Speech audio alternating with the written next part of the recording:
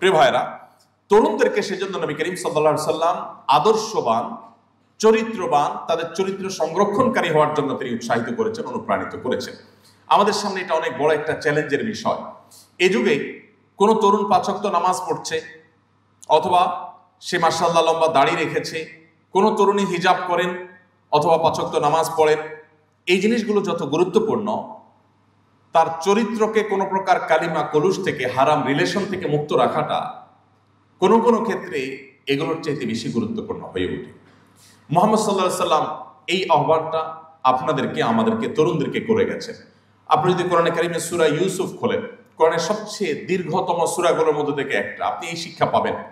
ইউসুফ আলাইহিস সালাম তার জীবনে একটি হারাম রিলেশনের অফার এসেছিল, তিনি সেটাকে কিভাবে মোকাবেলা করেছেন, কিভাবে সেটাকে ডিনাই করেছেন, ডিনাই করার ফলে তার উপরে কি কি নির্যাতনের স্টিম রোলার নেমে এসেছে, তাকে বন্দিত্ব বরণ করতে হয়েছে, দীর্ঘদিন জেল জীবনে কাটাতে হয়েছে, এরপরে তিনি তার চরিত্র বিসর্জন দিতে প্রস্তুত হন নাই। কোরআন কারীমে আল্লাহ তাআলা সেই ঘটনা উল্লেখ করেছেন আমাদের তারুণ্যের চরিত্রকে হেফাজত করবার জন্য। দেখুন, মুসলিম তরুণদের সবচাইতে বড় অস্ত্র বলতে পারি, সবচাইতে বড় সংগ্রামের জায়গা বলতে পারি, যদি মুসলিম তরুণ তার তারুণ্যকে হারাম এবং অবৈধ রিলেশন থেকে বাঁচাতে পারে, এটা হলো তার সবচাইতে বড় সাফল্যের জায়গা। কেন? কারণ হলো, একজন যুবক যিনি বিশ্ব জয় করার স্বপ্ন দেখে, সে নিজের প্রবৃত্তিকে এতটুকু নিয়ন্ত্রণ করতে পারবে না, সে বিশ্ব জয় তো দূরের কথা, সে নিজেকেই তো জয় করতে পারবে না। এজন্য মুহাম্মদ সাল্লাল্লাহু আলাইহি সাল্লাম আমাদের চরিত্রকে হেফাজত করবার জন্য বিভিন্নভাবে উৎসাহিত করে বলেছেন। তিনি বলেছেন, মাইয়াদমানলি মা বাইনা লিহইহি ওয়া মা বাইনা রিজলাইহি আদমান লাহুল জান্নাহ। তোমাদের মধ্যে কেউ যদি তার মুখের এবং তার সম্ভ্রমের, লজ্জাস্থানের, ইজ্জতের হেফাজত করবার দায়িত্ব নেয়, যে তার এই দুটি বিষয়কে সে নিয়ন্ত্রণ করবে, আল্লাহর অবাধ্যতার পথে সে পরিচালিত করবে না, এই গ্যারান্টি যদি কেউ দিতে পারে, এই দায়িত্ব যদি কেউ নিজের বেলা নিজে নিতে পারে, এবং এই চ্যালেঞ্জ নিয়ে যদি কেউ চ্যালেঞ্জে জয়ী হতে পারে, নবীজি বলেছেন, আমি তার জান্নাতের গ্যারান্টি দিলাম, আমি তার জান্নাতের দায়িত্ব নিলাম, যদি সে তার নিজের এই চরিত্রকে হেফাজত করবার দায়িত্ব নেয়। প্রিয় ভাইরা, পশ্চিমা যে কালচার বা সংস্কৃতি, এটা আমাদের দেশকে এমনভাবে গ্রাস করে ফেলেছে যে আজকাল এই সমস্ত কালচারগুলো আমাদের কাছে এতটাই ডালভাত হয়ে গেছে যে আজ থেকে 2 দশক 3 দশক আগে আমাদের দেশে প্রথম বিয়ে করার পর নতুন স্বামী স্ত্রী নিজেদের স্বামী স্ত্রী হিসাবে পরিচয় দিতে যতটুকু হেজিটেশন ফিল করত, লাজুকতা অনুভব করত, এখন নিজের জেনার সঙ্গী, হারাম রিলেশনের সঙ্গী, একজন ব্যভিচার কর্মের সঙ্গীকে পরিচয় দিতে এতটুকু কোনটা এখন তরুণরা বোধ করে না। আমরা সেরকম একটা সমাজ বাস্তবতা এখন আছে। এই জিনিসটা এমনিতে হয় না, এটা উইথ প্ল্যান। এর জন্য অনেক বড় প্ল্যান, অনেক বড় ডিজাইন করা হয়েছে, কোটি কোটি মিলিয়ন মিলিয়ন টাকা বা ডলারের পিছনে খরচ করা হয়েছে। মুসলিম তরুণদের যে ধার, মুসলিম তরুণদের যে ঝাঁজ, মুসলিম তরুণদের যে শক্তি, মুসলিম তরুণদের যে উচ্ছলতা, সেটাকে ধ্বংস করে ভোঁতা করে দেওয়ার জন্য। আপনি মুসলমান, আপনি আপনার তারুণ্যকে, যৌবনকে যদি হারাম রিলেশন থেকে বাঁচাবার সংগ্রামে জয়ী হন, সবাই হারাম রিলেশনের সাথে জড়িয়ে থাকলেও আপনি থাকেন না, আপনি নিজেকে বাঁচিয়ে রেখেছেন, তাহলে আপনি সবচেয়ে আদর্শবাদী মুসলমানদের একজন, সবচেয়ে আদর্শবাদী মুসলমানদের একজন। প্রিয় ভাইরা আমার, এই চ্যালেঞ্জটা, এটা আমাদের মোকাবেলা করা শিখতে হবে। আমি একটি কথা বিনয়ের সাথে আপনাদেরকে বলতে চাই, আপনারা বিশ্ববিদ্যালয়ের শিক্ষার্থী, আমার শ্রদ্ধেয় শিক্ষকবৃন্দ এখানে আছেন অনেকেই, আমি বলতে চাই, পশ্চিমাদের কাছ থেকে আমাদের নেওয়ার অনেক কিছু আছে। পশ্চিমাদের কাছ থেকে আমরা জ্ঞানে, বিজ্ঞানে, তথ্য প্রযুক্তিতে, অবকাঠামোতে, উন্নয়নে, প্রশিক্ষণে, অনেক কিছুতে আমরা পিছিয়ে আছি। ডেফিনেটলি এই সমস্ত বিষয়গুলো তাদের কাছ থেকে আমাদের নেওয়ার আছে, সো আমরা সেগুলো তাদের কাছ থেকে নেব। কিন্তু আমরা যদি তথ্য প্রযুক্তিতে, জ্ঞানে, বিজ্ঞানে তাদের চাইতে 100 বছর পিছিয়ে থাকি, তাহলে পারিবারিক বন্ধনে, দাম্পত্য সুখে আমরা তাদের চাইতে 200 বছর এগিয়ে আছি। আপনি পৃথিবীর সমস্ত উন্নত দেশে একটু চোখ মেললে দেখতে পাবেন যে আমাদের এখানে, আমি শুধু মুসলমানদের কথা বলছি না, আমি আমাদের সাবকন্টিনেন্টের কথা, আরো স্পেসিফিক করে আমাদের বাংলাদেশের কথা যদি বলি, তো আমাদের এই অঞ্চলে আপনি মুসলমান, হিন্দু, খ্রিস্টান, বৌদ্ধ, আমাদের এখানে সামাজিক যে সংস্কৃতি, আমাদের যে সামাজিক সৌন্দর্য, এই সামাজিক সংস্কৃতিতে আপনি দেখবেন স্বামী স্ত্রী পরস্পরকে যতটা ভালোবাসেন, স্বামী স্ত্রীর মধ্যে বোঝাপড়া যতটা ভালো, উন্নত দেশগুলোতে এটা কল্পনাও করা যায় না। আমি মাসখানেক আগে একটি উন্নত দেশে একজন বাংলাদেশি যিনি বুয়েটিয়ান, ফজর নামাজ পড়ে তার বাসার সামনে গেলাম, তো পাশে একজন বৃদ্ধ মানুষ যিনি খ্রিস্টান, ওই দেশের নাগরিক। তো তার সাথে পরিচয় হলো, আমাদের বাংলাদেশি সেই ভাইয়ের নেইবর, তার প্রতিবেশী, আমাকে পরিচয় করায় দিলেন। তো লোকটা দেখলাম ভোরবেলা একটা মাইক্রোবাসে করে আসলেন, নামলেন, গায়ে ধুলো ময়লা। আমি জিজ্ঞেস করলাম, এত ভোরে আমরা ফজর পড়ে আসলাম, আর উনি এই টাইমে আসেন কোত্থেকে? বললেন যে সে কোনো কাজ থেকে আসছে, কাজে গেছে, রাজমিস্ত্রি টাইপ কোনো কাজ টাজ করে। তো আমাকে ভদ্রলোক, বাংলাদেশি ভদ্রলোক বললেন যে আমার পাশে এই ভদ্রলোক আছে, আজকে এই বাসায় তিনি 20 বছর বসবাস করেন, তার কোনো ফ্যামিলি মেম্বার নাই, তিনি একা থাকেন, বয়স 65-70 এরকম কাছাকাছি হবে। এরকম একজন বৃদ্ধ মানুষ, তিনি বসবাস করছেন একা একা, তার বাসায় কোনো মানুষজন নেই, নিজে রান্না বাড়া করেন, নিজে কাজ করেন, নিজে খান, পরে। তো আমাকে ওই বাংলাদেশি ভাই বললেন যে এই যে লোকটা একাকী থাকে, তার বাসায় একটা রাইফেল আছে, লাইসেন্সওয়ালা, আমি সবসময় ভয়ে থাকি কখন সে আত্মহত্যা করে, এবং তাকে আমি প্রায় সময় পাহারা দিই এবং তাকে বলি, খবরদার, তুমি কিন্তু একজন খ্রিস্টান, তুমি গডে বিশ্বাস করো, সো তুমি কিন্তু আত্মহত্যা করতে পারো না, ইত্যাদি আমি তাকে সবসময় বোঝানোর চেষ্টা করি। তো আমি কৌতূহলী হয়ে জিজ্ঞেস করলাম, আচ্ছা লোকটার ফ্যামিলি কোনো সদস্য নাই, একা একা বুড়ো মানুষ, 20 বছর এখানে এভাবে, এটা কিভাবে সম্ভব? আমাদের বাংলাদেশে এটা তো কল্পনাও করা যাবে না। মুসলমান তো বটেই, হিন্দু, খ্রিস্টান, বৌদ্ধ, বাংলাদেশে আমরা যারাই বসবাস করি, আমাদের এখানকার কালচার এটা তো কল্পনাও করা যায় না যে একজন বৃদ্ধ মানুষ একা একা 20 বছর একটা করে কাটায়, এবং 60-65-70 বছর বয়সে রাজমিস্ত্রি কাজ করে এসে ভোরবেলা এসে সে রান্না বাড়া করে তারপর খাওয়া দাওয়া করবে, এটা আমরা চিন্তাও করতে পারি না। বলেন তো কাহিনী কি?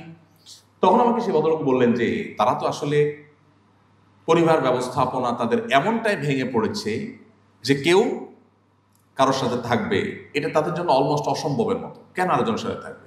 সে স্বাধীন, বিয়ে করবে, বিয়ে করলে সে ফেঁসে যাবে, কারণ যদি বিচ্ছেদ হয়, বিয়ে যদি 3 বছর লাস্টিং হয়, বিচ্ছেদ হয়ে গেলে, এটা প্রায় বেশিরভাগ উন্নত দেশেরই আইন একরকমই, যে সম্পদের অর্ধেক তাকে দিয়ে দিতে হবে। তো বাবা এত কষ্ট করে তার সম্পদের অর্ধেক দিয়ে লাভ কি? আর বোঝাপড়া তো কারোর সাথে কারোর বোঝাপড়া নেই, এত বেশি স্বাধীন তারা যে স্ত্রীরও কয়েকটা করে বয়ফ্রেন্ড আছে, আর ওই পুরুষ লোকটারও কয়েকটা করে, স্ত্রীরও কয়েকটা করে বয়ফ্রেন্ড আছে, আর স্বামী লোকটারও কয়েকটা করে গার্লফ্রেন্ড আছে, কিচ্ছু বলার নাই, স্বাধীন। দেখুন, গোটা পৃথিবী আপনাকে বলবে তুমি একজনের সাথে রিলেশনে আছো, বৈবাহিক সম্পর্ক হোক আর হারাম সম্পর্ক হোক, একজনের সাথে তুমি সম্পর্কে আছো, এই অবস্থায় তুমি আরেকজনের সাথে সম্পর্ক করতে পারো না। সব সমাজ এটাকে খারাপ ভাবে দেখে। কেন খারাপ ভাবে দেখে? পড়ে কি যুক্তি আছে? একজন মানুষ তো স্বাধীন, তিনি কারোর সাথে রিলেশনে আছেন, স্বামী বা স্ত্রী, অথবা অবৈধ বিবাহ বহির্ভূত সম্পর্ক আছে, একই সময়ে তিনি অন্য আরেকজনের সাথে যদি সম্পর্ক রাখেন তলে তলে, এটাকে পৃথিবীর সব সমাজ খারাপ মনে করে, অপরাধ মনে করে। কেন? কারণ মনে করা হয় যে তাহলে জীবন সঙ্গী বা যার সাথে এখন তিনি আছেন তার সে সঙ্গী বা সঙ্গিনীর সাথে প্রতারণা করা হয়, এই জন্য, তাই না? ইসলাম এর চাইতে আরো এক কাঠি এগিয়ে। কিভাবে? ইসলাম বলে তোমার জীবনে যে জীবন সঙ্গী বা সঙ্গিনী আসবেন, কাউকে আল্লাহ তোমার জন্য লিখে রেখেছেন, তোমার তাকদীরে আছে, তিনি যেই হন না কেন, তার জন্য তোমার পুরা যৌবনকে, প্রতিটা দিন, প্রতিটা রাত, প্রতিটি ঘন্টা, তোমার প্রতিটি সেশনকে পাহারা দিয়ে দিয়ে তার জন্য তুমি তোমার নিজেকে সেভ করতে হবে। যদি না করো, তাহলে তোমার জীবনে অনাগত জীবন সঙ্গী বা সঙ্গিনীর সাথে তুমি প্রতারণা করলে, কারণ তুমি তার আগে কাউকে তথাকথিত ভালোবাসা আদান প্রদানের নাটক অভিনয় করলা, আর যথাসময়ে তোমার জীবন সঙ্গী যে আসলো, সঙ্গিনী যে আসলো, তার সাথে তুমি নাটক অভিনয় করলা, তাহলে দিন শেষে তুমি প্রতারণা করলা। পৃথিবীর মানুষ যেটাকে প্রতারণা মনে করে, ইসলাম সেটাকে আরো এক কদম আগ বেড়ে প্রতারণা সাব্যস্ত করে এবং সেটাকে আমাদের জন্য নিষেধ করে। এই জন্য ভাইরা, এটা একটা বেটাগিরির ব্যাপার। ইদানিং একটা স্লোগান বেশ জনপ্রিয় হয়েছে, প্রেম করে কাপুরুষ, বিয়ে করে বীর পুরুষ। যথাযথ, আমার কাছে যথার্থ উক্তি মনে হয়েছে। চুরি চুপটামি, পলাপলি, অলিগলিতে, চিপা চাপায়, হোটেলের বেঞ্চে, এগুলা কি? এ তো কাপুরুষের কাজ। বীর পুরুষের মতো নবী করিম সাল্লাল্লাহু আলাইহি ওয়াসাল্লাম বলেছেন, আলিনু হাদান নিকাহ ফাইন্নাহু নিকাহ ওয়া লাইসা বিসিফা। তোমরা বিবাহ করবে ঘোষণা দিয়ে, আওয়াজ করে, সবাইকে দাওয়াত করে বিবাহ করবে। আমার কাছে প্রায় সময় চিরকুট আসে যে হুজুর পালিয়ে বিয়ে করা যাবে কিনা। আমি বলি এটা কোনো কথা? পলাপলি করবে তো চোর ছিনতাইকারী, ডাকাত পলাপলি করবে।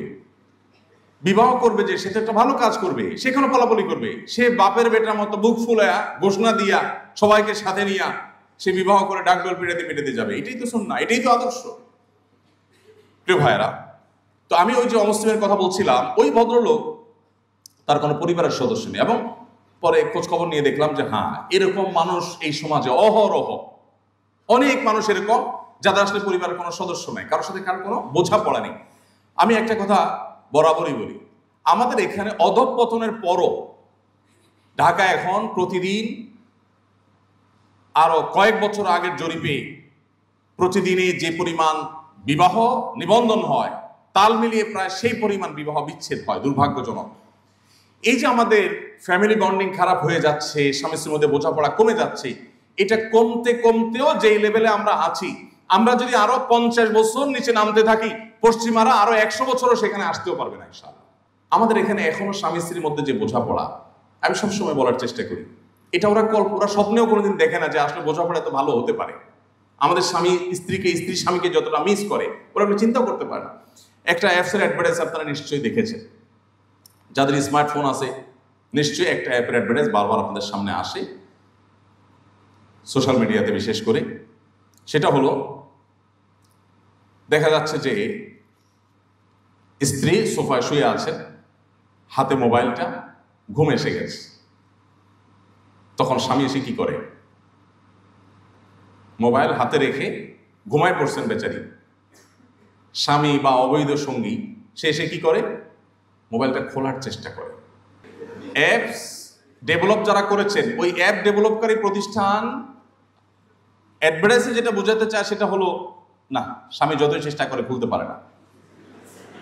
এমনকি মোবাইলটা নিয়ে বউয়ের মুখের কাছে ধরে যে ফেস লক দিয়ে খোলে কিনা, না, তাও খোলে না। এই অ্যাডভার্টাইজের মিনিংটা কি বলতো? অ্যাডভার্টাইজ কি কিছু বলতে চায় কিনা? বলতে চায়। অ্যাডভার্টাইজ বলতে চায় একটা সমাজ পচে গলে দুর্গন্ধযুক্ত হয়েছে, তার দুর্গন্ধ বের হচ্ছে অ্যাডভার্টাইজ থেকে। অ্যাডভার্টাইজ বলতে চায় যে তাদের সমাজে স্বামী স্ত্রীর মধ্যে বিশ্বাসের জায়গাটা ভঙ্গ হতে হতে এমন একটা লেভেলে চলে গেছে যে এখন আসলে স্বামী স্ত্রীকে, স্ত্রী স্বামীকে কেউ কাউকে বিশ্বাস করে না। যে আমাকে যে এত ঘন ঘন love you love you love you too এইরকম জিকির মতো করতে থাকে, এই বাটপার না জানি মেসেঞ্জারে আবার কাউকে সেম কথা লিখে পাঠাইছে। এই বাটপার না জানি কোনো ইমোতে, কোনো মেসেঞ্জারে, হোয়াটসঅ্যাপে, কোনো একটা অ্যাপসে সে না জানি আবার আরেকজন কারোর সাথে আকাম করে বসলো। এটার জন্য ওই বেচারার মাথা নষ্ট হয়ে যায়। আমাদের সমাজে আমি বিভিন্ন ওয়াজ মাহফিলে, বিশেষ করে বৃদ্ধ চাচা মুরব্বী পাইলে, এখানে তো মুরব্বী নেই, সব ইয়াং মানুষ পাইলে আমি স্টেজে ডাকার চেষ্টা করি। আমি অনুভব করার চেষ্টা করি যে আমাদের আগের জেনারেশন, তারা আমাদের মতো এত বেশি লুতুপুতু করার সুযোগ পায়নি। সরি আমার এই শব্দের জন্য, বোঝাবার জন্য এসে ভালো শব্দ আমার কাছে এই মুহূর্তে ছিল না। আমাদের এখন তরুণরা জীবনে যতবার ভালোবাসি ভালোবাসি বলে, টেক্সট মেসেজ করে, মেসেঞ্জারে, সরাসরি যত মহব্বতের অভিনয় করে, আমাদের আগের জেনারেশন বাপ চাচারা যারা ছিলেন, তারা এগুলো তো অনেক পরের কথা। আমি গ্রামের ছেলে, গ্রামে বড় হয়েছি, গ্রামীণ সে আবহাওয়া আমার চোখের সামনে ভাসে। সারাদিন বাহিরে কাজ কাম করে এসে খেতে খামারে, দোকানপাটে অথবা ব্যবসা বাণিজ্য, অফিস আদালতে, রাতে সবাই যখন খেয়ে দিয়ে যার যার কক্ষে চলে যেত, তখন বেচারা বউয়ের সাক্ষাৎ পাইতো, বউ স্বামীর সাক্ষাৎ পাইতো। তার আগ পর্যন্ত সারাদিন দেখা সাক্ষাৎটুকু পর্যন্ত হতো না। দেখা সাক্ষাৎ হলো, না দেখার ভান করে একজন আরেকজনকে ক্রস করে চলে যেত। কারণ কথা বললে আবার সমাজের মানুষ জাহেল মূর্খরা আবার কে কি মনে করে বসে, আরেক মুসিবত। এই যে অবস্থা, যে বেচারারা আমাদের মধ্যে এত লাভ, এত ভালোবাসা আদান প্রদান করার স্কোপই পায় নাই, তাহলে তো এদের ভালোবাসা দুর্ভিক্ষ হওয়ার কথা না। কিন্তু বাস্তবতা হলো যে তাদের ভালোবাসা আমাদের চাইতে এত মজবুত যে আমি সবসময় বলি যে আমাদের আজকালকার তরুণদের তথাকথিত এই ভালোবাসাটা হলো মেড ইন চায়না, আর তাদেরটা হলো মেড ইন জাপান। এই পরিমাণ স্ট্রং। আপনি যদি এখন একজন তরুণকে বলেন, মাত্র বিয়ে করছে, যদি বলেন ভাই মনে কিছু না করলে একটা কথা বলি, বলে কি কথা? যদি বলেন যে ভাই ভাবিকে দেখছি কার সাথে যেন হাঁটতেছে হাত ধরে। কোথায় দেখছে? ভাই নিউ মার্কেটের দিকে দেখছিলাম। আরে বলেন কি, কবে দেখছেন আপনি? এই যে রিসেন্ট। তাহলে যে কোনো যুবক স্ত্রীর প্রতি অনেক বিশ্বাস থাকলে হয়তো পাত্তা দিতে চাইবে না, কিন্তু মনের ভিতরে একটা ঠিকই সন্দেহের দানা বাঁধবে যে আসলে কি, আমি কি তাহলে কি অজাগায় আমার এই ভালোবাসা বিলিয়ে বেড়াচ্ছি কিনা, কাহিনী কি? কিন্তু একজন বৃদ্ধ মানুষ 50-60 বছর বয়স, তাকে যদি বলেন চাচা চাচিরি দেখছি কার সাথে জানি ফোনে কথা বলতেছে, তাহলে তার শরীরের সমস্ত শক্তি সঞ্চয় করে আপনার গালিটা চড় বসাই দিবে। কেন বলেন তো? কারণ হলো চাচা নিশ্চিত যে তার স্ত্রী এটা করতে পারে, সেটা কল্পনাও করা যায় না। মানে তার স্ত্রীর সমস্ত ভালোবাসা তার জন্য জমিয়ে রেখেছেন, তিনিও তার সমস্ত ভালোবাসা স্ত্রীর জন্য জমিয়ে রেখেছেন। তাহলে আজ আমাদের কাছে যেটাকে তথাকথিত ভালোবাসা ভালোবাসা বলে আমাদের সামনে পেশ করা হয়েছে, এটা হলো জাস্ট নিজের যৌবনের উচ্ছলতা, নিজের যৌবনের চাহিদা, এটাকে মেটাবার একটা উপায়। এখানে প্রকৃত অর্থে ভালোবাসার ছিটে ফোটাও পাওয়া দুষ্কর এবং কঠিন।